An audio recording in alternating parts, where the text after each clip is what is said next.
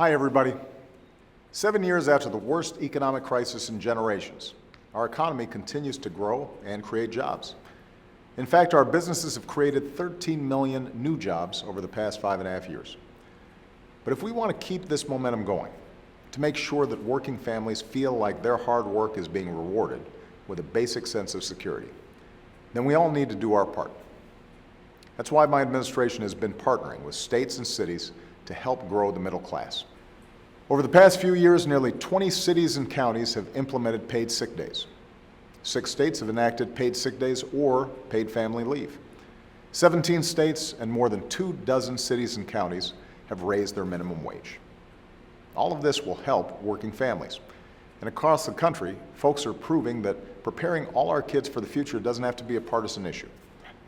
Seattle, a city with a Democratic mayor, just passed universal pre-K, while Indianapolis, a city with a Republican mayor, is starting citywide preschool scholarships.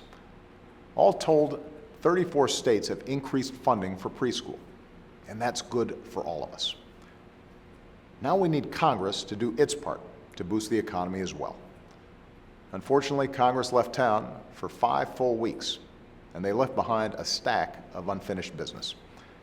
For the first time ever, Congress failed to reauthorize the Export-Import Bank. That left thousands of business owners and their employees at a serious disadvantage compared to their competitors overseas. It's not good for jobs. It's not good for our economy.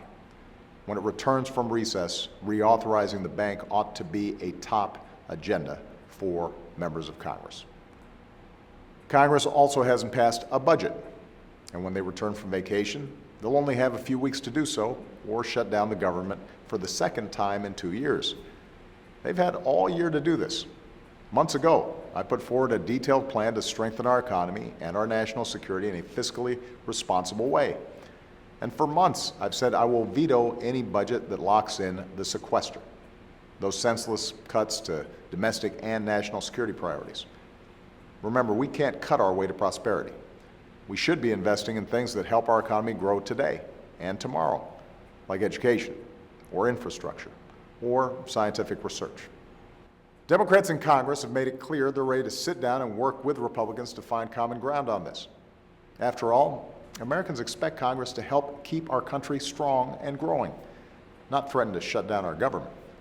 When Congress gets back, they should prevent a shutdown, pass a responsible budget, and prove that this is a country that looks forward, a country that invests in our future and keeps our economy growing for all Americans.